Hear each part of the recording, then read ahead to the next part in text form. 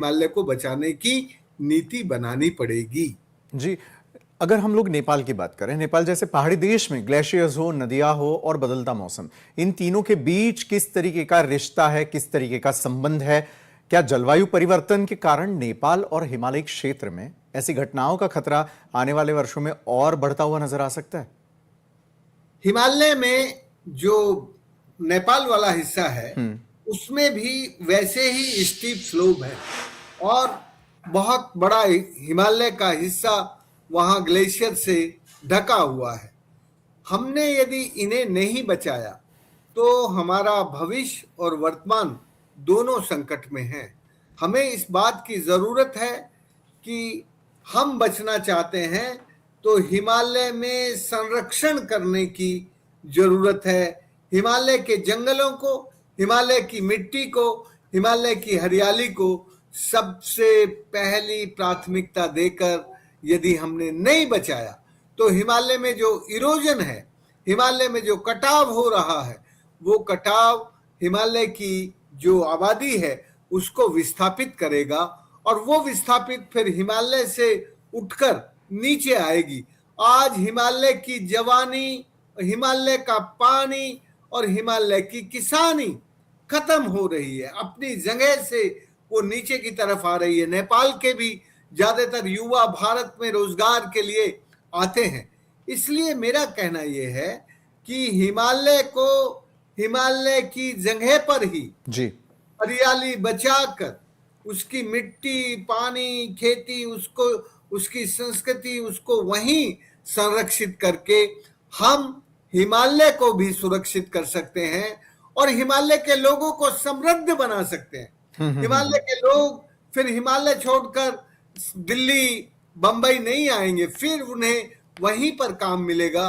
तो हमारी नीति ये होनी चाहिए कि हिमालय बचेगा तो हम बचेंगे, हिमालय को हम समझें, हिमालय को हम समझाएं। हिमालय बचेगा, हिमालय की हरियाली होगी तो हमारे जीवन में भी हरियाली और खुशहाली होगी। हमारी हरियाली और खुशहाली हिमालय की हरियाली और खुशहाली के साथ जुड़ी है। यदि हम उसको बचाकर नहीं रखेंगे तो हमारा जीवन सुखी और समृद्ध नहीं हो सकता। हिमालय को हम हमेशा भारतीय लोग अपने गौरव के तौर पर, अपनी प्रतिष्ठा के तौर पर वर्णन करते थे। आज हम हिमालय को भूल रहे हैं। यदि हम हिमालय को भूलेंगे तो हिमालय हमें भूल जाएगा और फिर ऐसी ही घटना जैसी 2013 में हुई, पहाड़ पर बाढ़ आई 2014 में हुई, उत्तराखंड, ये जो सब घटनाएं सतत हर साल आ रही है।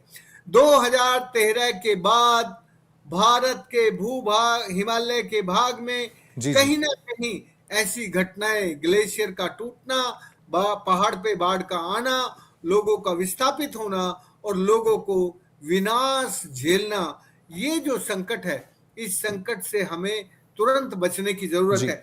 आपको विशाल जान के दुख होगा, मैं जब कल और परसों वहां था नेपाल के उस बॉर्डर पर, तो मैंने देखा कि जो एक सीमा, ये जो गंडक है, यूपी है एक तरफ, बिहार है और नेपाल है, तो यूपी ने अपनी असरा बना दी है, तो उधर तो पानी जाता नहीं है, उधर से पानी काट के नेपाल की तरफ, बिहार से मिट्टी काट के नेपाल की तरफ जमाता रहता है।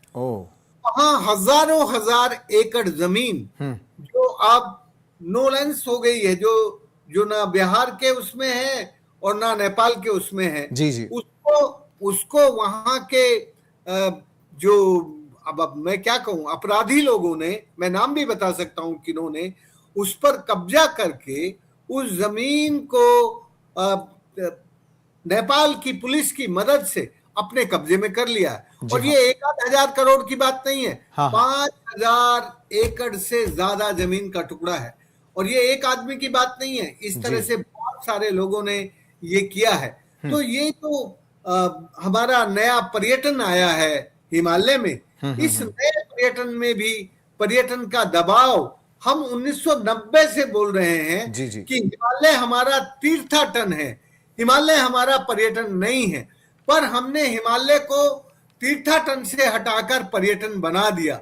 हम अपनी सरकारों से निवेदन करते हैं कि जो तीर्थ क्षेत्र हैं उनको हम तीर्थ की तरह से ही संरक्षित करें, सुरक्षित करें।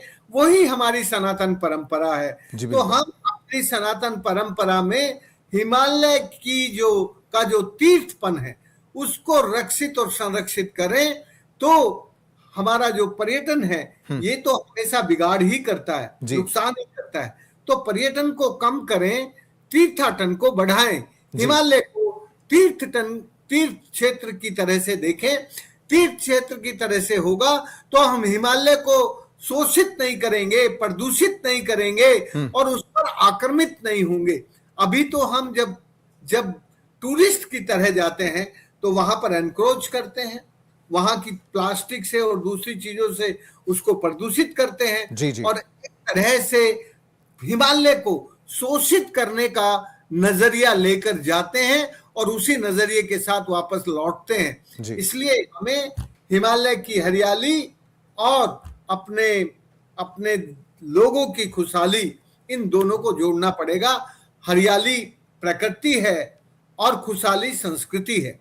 इसलिए हमें खुशहाली और जो हमारी हरियाली है इन दोनों के गहरे रिश्ते बनाने की जरूरत है। हम इन दोनों को गहरे रिश्ते बनाएंगे तो हिमालय बचेगा।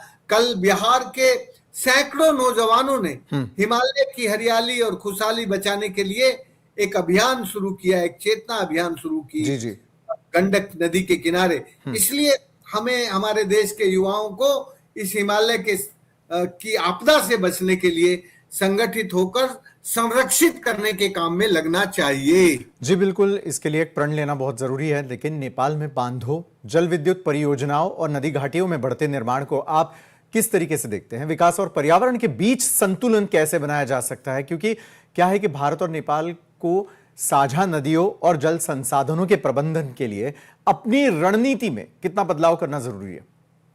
देखो, भारत और नेपाल के बीच जो एक जमाने में रिश्ते थे वो बहुत अपनेपन और गहरे रिश्ते थे। जी हाँ, ये दोनों अपने को भाई मानते थे, छोटा बड़ा। अभी ये रिश्ते हमारे बदल रहे हैं। इन रिश्तों में जो भी बड़े बांध का, बिजली का हमारी जो एग्रीमेंट है और जो पानी के बंटवारे के एग्रीमेंट है, उनमें भी उतनी समझदारी दोनों के बीच नहीं दिख रही है। दोनों अपनी अपनी चीजों पर अड़े हुए हैं। मुझे लगता है कि हमें हिमालय में बड़े बांध नहीं बनाने चाहिए। हमने हिमालय में नेपाल को बड़े बांध बनाने में और बड़े रोड निकालने में बहुत मदद की है। जी जी जी। शायद उस जमाने में हमारे मन में किसी दूसरे देश के प्रभाव को रोकने का मंतव्य रहा होगा, लेकिन नेपाल में यदि आज भी हम देखें तो जिस तरह की विकास की योजनाएं काम कर रही हैं वो हमारे भविष्य के लिए सुरक्षित नहीं है, शुभ नहीं है। थोड़ी बहुत लाभकारी हो सकती है, मैं ये नहीं कह रहा कि उनका लाभ नहीं है, थोड़ी बहुत लाभकारी हो सकती हैं पर शुभ नहीं है जी। और जो काम शुभ नहीं होता वो सनातन नहीं होता। जी बिल्कुल। इसलिए हमें हिमालय को सुरक्षित करना है तो हिमालय के लोगों के लिए क्या शुभ है, क्या सबके लिए अच्छा है वो देखें। हम ये ना देखें कि एक व्यक्ति को हम कितनी जमीन दे दें हिमालय की, पूरा हिमालय दे दें, किसी को सौर ऊर्जा के नाम पर दे दें, किसी को हाइड्रो पावर के नाम पे दे दें। ये जब से हिमालय को व्यक्तियों को सौंपने का दौर शुरू हुआ है, जी हाँ, तब से हिमालय में विनाश की लीला तेज हुई है। अब हिमालय के बड़े बड़े भूभाग एक एक व्यक्ति को, एक व्यक्ति को 48,000 एकड़ जमीन सौर ऊर्जा के लिए दी गई। जी हाँ, लद्दाख में। ये जो इस तरह का दौर है, ये दौर हिमालय के क्रोध को बढ़ाने वाला है, हिमालय के गुस्से को बढ़ाने वाला है। और हिमालय का क्रोध हमसे सहन नहीं होगा। हमारे अंदर की शक्ति नहीं है कि हम हिमालय के क्रोध को झेल लें। इसलिए हम हिमालय को अपने प्यार से सींचना शुरू करें और हिमालय के साथ हमारा पर्यटन नहीं, तीर्थाटन बढ़े, जी हम हिमालय को तीर्थ की तरह देखें और हिमालय हमारे लिए शुभ बने, ऐसी नीति, ऐसी रीति, ऐसे कानून कायदे हमें बनाने चाहिए। जी बिल्कुल और डॉक्टर। अभी तो नेपाल को इस बात के लिए समझाया जा सकता है। अभी नेपाल हमसे बाहर नहीं है, फिर भी बाहर नहीं है, अभी भी संभावनाएं बहुत हैं। We have some seed of hope with Nepal. बहुत सारी आशा की किरणें हैं, उसके साथ हम अच्छे से रास्ते बना सकते हैं। लेकिन हमें अपने आप को भी ठीक करना होगा और फिर नेपाल को ठीक करेंगे तो ये गाड़ी आगे बढ़ेगी। अभी तो हम ही अपने आप को ठीक नहीं कर रहे हैं, हाइड्रो पावर प्लांट के नाम पर और वहां क्या क्या हम सब कर रहे हैं, उस सब को जी ठीक डॉक्टर। से हिमालय के लिए उचित और अनुचित क्या है ये समझकर हमारी विकास की नीति और हिमालय की नीति का समन्वय होना चाहिए।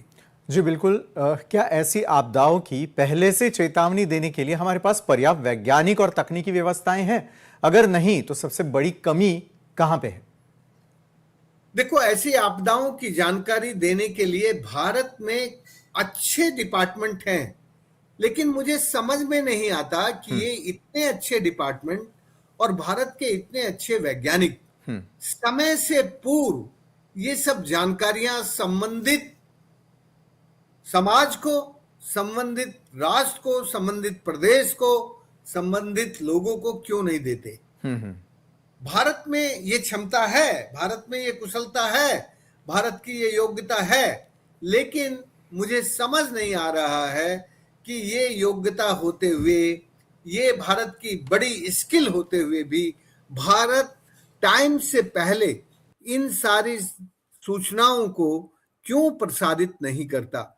मैं अपने वैज्ञानिकों से निवेदन करूंगा कि हमें अपनी कुशलताओं, दक्षताओं को भारत के और दुनिया के हित के लिए काम करना चाहिए, क्योंकि हम वसुदेव कुटुंबकम और जय जगत केवल नारा लगाने के लिए नहीं बोलते हैं।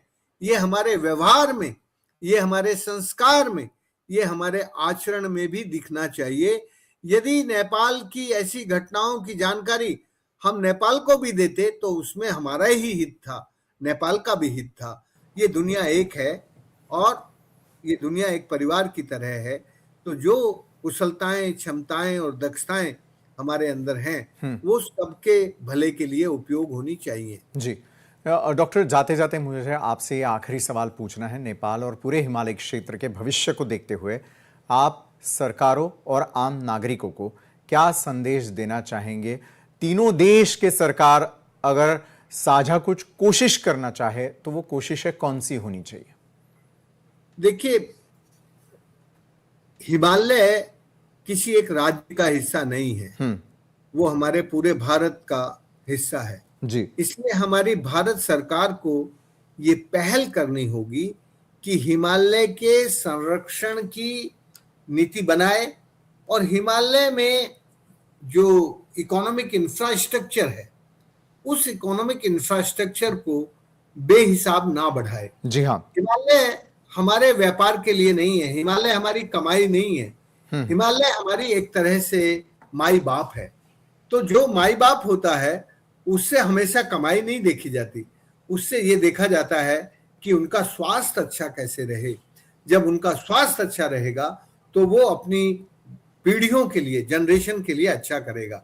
अभी जो हमारा जनरेशनल गैप है, जो हम अपने काल में हिमालय से ले रहे हैं, वो हमारी अगली पीढ़ी से हम उधार ले रहे हैं। तो हमारी सरकार को और हमारे समाज को ये मान लेना चाहिए कि हिमालय से हम कितना उधार लेंगे भाई। अब हिमालय में उधार देने की क्षमता नहीं रही है, अब हिमालय को हमने लील लिया है, इसलिए हिमालय से अब हम उधार ना लें, उससे हम कमाई की आशा ना करें। जिसे हम बाप और माई कहते हैं उससे कमाई नहीं करते। इसलिए हिमालय की हमारी सरकार को संरक्षण नीति बनानी चाहिए और जो ऑलरेडी नीति है 66% हिमालय में जंगल, और ऐसा कोई उद्योग ना लगे जिससे हिमालय की हेल्थ पर नुकसान हो। जी हाँ। तो हिमालय के संरक्षण की नीति और कानून कायदे हमारी सरकार बनाए और हमारे समाज को भी ये जान लेना चाहिए कि हिमालय से अपना लालच पूरा करने के लिए, अपनी मौज मस्ती करने के लिए हिमालय में ना जाए। हिमालय हमारी मौज मस्ती की जगह नहीं है। हिमालय हमारी शांति की, हमारे अध्यात्म की, हमारी संस्कृति की और हमारी प्रकृति की समृद्धि का स्थान है। जी। इसलिए हिमालय की प्रकृति और संस्कृति की समृद्धि हम बना के रखें, और यदि हम बना के रखेंगे तो हमारी सरकार भी हमसे सीखेगी और हमारी सरकार भी हिमालय को समृद्ध बनाने के लिए, हरा भरा बनाने के लिए आगे आएगी। इसलिए हमारे समाज को, ना केवल हिमालय के समाज को, भारत के संपूर्ण समाज को, क्योंकि हिमालय भारत के संपूर्ण समाज का है, इसलिए संपूर्ण समाज को हिमालय के रक्षण, संरक्षण और पोषण के काम करने चाहिए। सरकार को भी हिमालय में अतिक्रमण, प्रदूषण और शोषण करने वाली नीति को के विरुद्ध जाके हिमालय का रक्षण, संरक्षण और पोषण का कानून बनाए और उसकी नीति बनाए, और उसके अनुसार हिमालय को हरा भरा, हिमालय की संस्कृति और प्रकृति को बचाने के लिए एक बड़ा अभियान चलाएं। जी बिल्कुल, बहुत बहुत शुक्रिया डॉक्टर राजेंद्र सिंग जी हमसे जुड़ने के लिए। आणि ॲज अ एक्सपर्ट त्यांनी आजपर्यंत काय पाहिलेलं